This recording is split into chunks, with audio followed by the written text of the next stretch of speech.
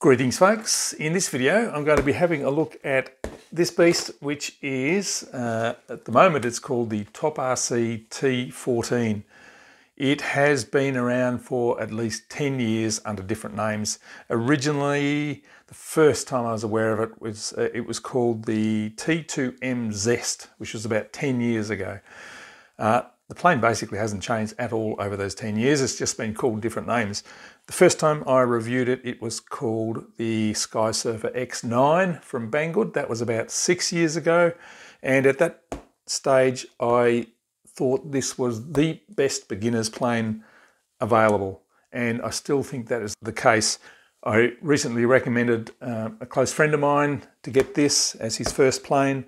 He has it. We haven't built it yet, but we'll do that. But now we'll have two to fly the same.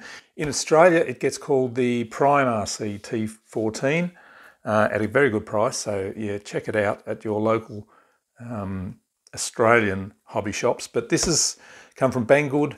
They're now marketing it as the TopRC T14. Still, I think the best beginner's plane available. It comes in at about 150 grams lighter than the Bixler 2, I think, or the Bixler 1, can't remember. And it has lovely undercambered wings, nice curved up wingtips, plenty of space in the nose. We'll have a look at that when we're putting it together, which means that it can be flown nice and slowly, which is perfect for a beginner. It's basically a motor glider too, so you can use it for slope soaring, thermal gliding. You can motor up, turn the motor off and just cruise around as you're learning to fly.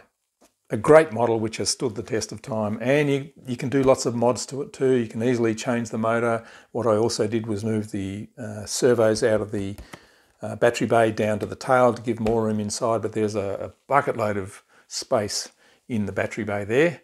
It's pretty old school design, I guess. Hasn't been modernised for FPV or metal digital servos or anything like that, but it is a really good base to learn, to mod, and you could turn it into a really nice FPV plane as well. Anyway, let's open it up, see what's in the box, put it together and go and have some fun flying.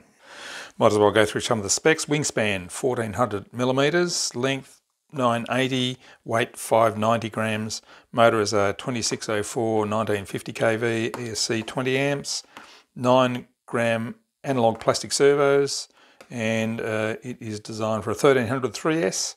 Can of course handle 2200s, it could even handle 4S as well. This is the plug and play version. Pretty good manual.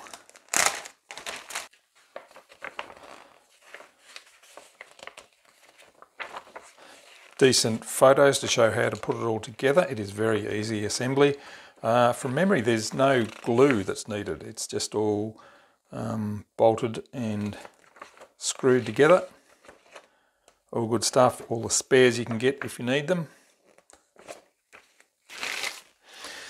Here's the tail. There's no spars in the tail at all. This is some of the old school design, but because it's so light, it doesn't really need it. And it's not a fast flyer, not designed to fly fast, so any sort of flexing isn't really going to be a problem.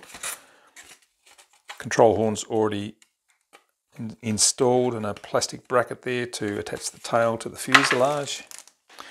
Vertical stabilizer there. As you can see, that slots in there and we get screws in the bottom to hold that on, and the tail assembly is all one piece that you can disassemble if you need to. Here's the wing. You can see it has a very nice curve up on the wingtip. It's a little bit bent there. It's kind of flexy. It does have spars going through to about here. Nice big ailerons. I'm going to need to strengthen that hinge there with a bit of glue, I think, a bit of Yoo-hoo paw. Servo's already installed and the servo cable coming out through there. Carbon spar there that slots into another spar in the wing. And the fuselage, you can see the size of the big chunky battery bay there. Heaps of space for whatever you want to put in there. There are the servos in there. You could easily build a ledge across there to put a flight control board in. Plenty of space. XT60, well, that's an upgrade. I think the original one I got was an XT, it was a Dean's plug.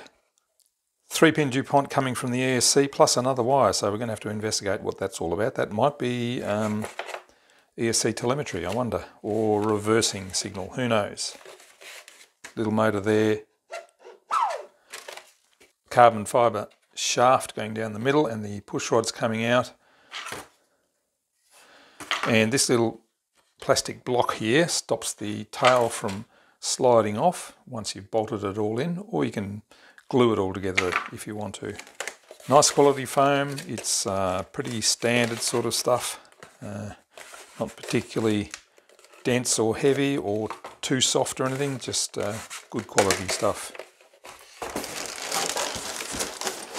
And we also get a little screwdriver, little prop, wire leads, some Velcro, and some spares as well. So good stuff. Let's put it together now.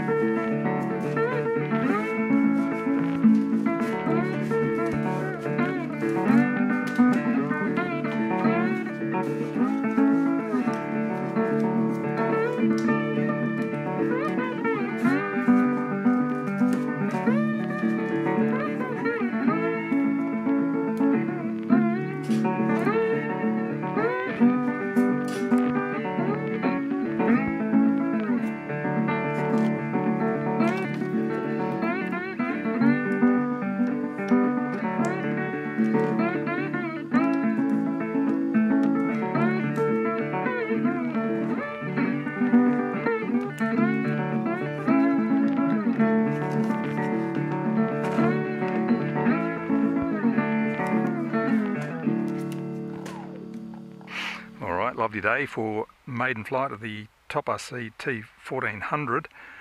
A little bit of wind coming from behind me, which isn't a good direction really. First thing I'm going to do is a maximum current draw test.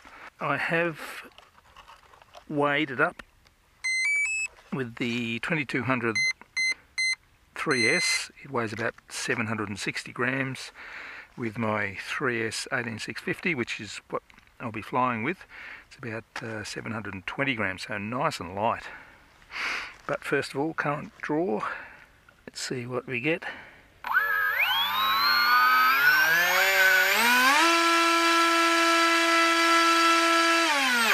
So that got up to about 15 amps flat out, which I'm never going to do. So it's going to be absolutely fine with my 18650, which has a maximum current draw of 15 amps, so that's all good. It is designed for 3S 1300. Now with the 18650 3S there right back up against the servos, the manual, the CG is listed as 80 millimeters, which is a little bit behind the servo wires there. It seems like a fair way back, so I'll put some dots right on the servo wires, so we'll see how that goes. That's about 78 millimeters. But this plane is so forgiving, it's going to fly with any CG really. I think you'd struggle to have it going too far back. An express LRS receiver in there, just a Radio Master ER5C, whatever it is. 100% throws, no expo. Last check that everything is going the correct direction. Yes.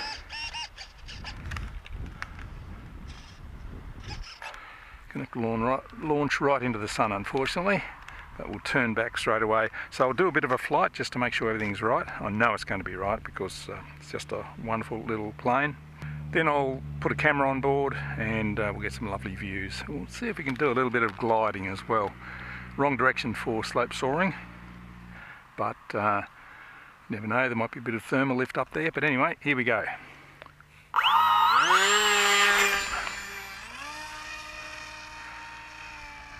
Turn back around, so we're about half throttle, a little bit above half throttle. I can back it off now that we're flying. Back it right off. And now she's just floating around beautifully. This is just a lovely plane. I've noticed they've added those black stripes under the right wing, which I really like. It helps with orientation beautifully. There's a bit of a downdraft. It's an awkward spot to fly in this wind direction. We get downdrafts which make things a bit difficult, but look at that. Beautiful.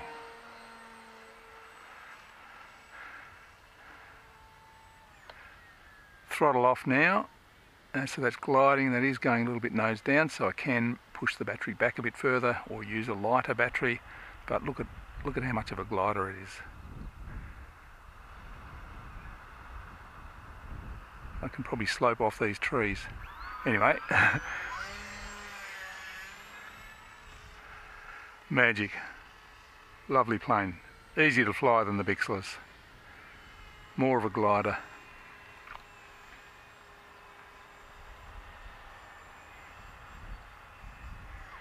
Enough wind to buffet it around a little bit. It will get buffeted by the wind because it's so light, and a nice big wingspan. I really like this sort of swept back whale tail kind of look to the wings and the tail, but this is just so easy to fly. The perfect beginner's plane for mine. Been around for a long time, at least 10 years, and nothing has changed really, apart from probably the components, stickers, but it's just one of the best of these pusher style motor gliders.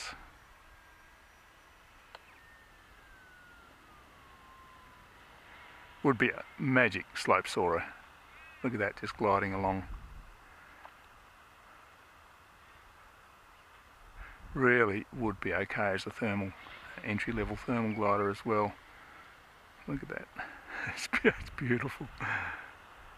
Anyway, it's time for some on board. Let's see if we can glide it back home. Not quite. Not quite. Anyway, lovely stuff. CG is now exactly on the servo wires, pretty much, so we are ready to go with run cam on the tail.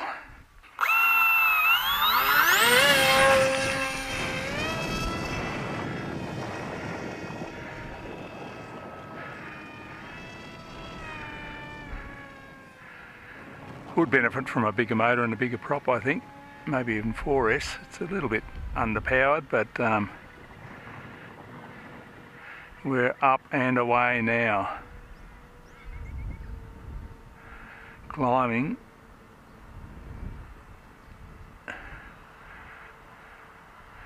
Getting a nice view from up there, I bet.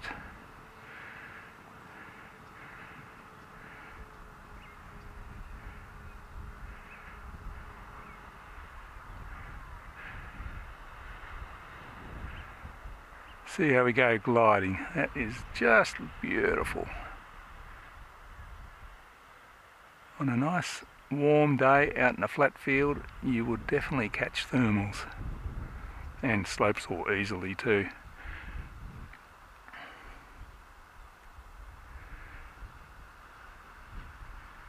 Now the wings are just friction fit in, they're pretty tight, but you wouldn't want to put it into a screaming dive, I don't think. It's not designed for super high speed because the wings would start vibrating and wobbling and might even detach themselves. So gentle flying, cruising around, gliding, absolutely made for it.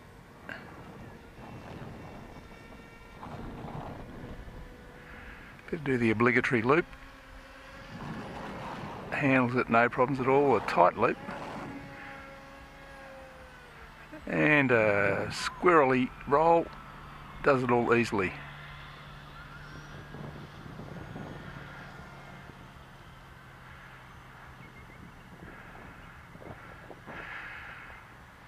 There's so much space in the nose. You can use big batteries, little batteries. I would ideally move those servos out of the battery bay, put them down on the tail, then you'll have all the room you want to move batteries back further, put a flight control board in there, which is what I'm going to do, of course. That'll be in future videos, and we'll do some slope soaring as well, because I know it's going to excel at that.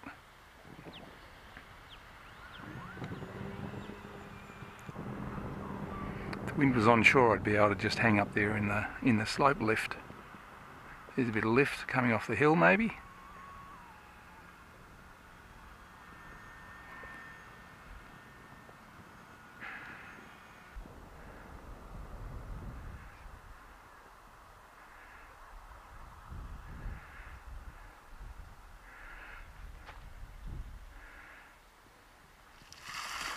Good stuff.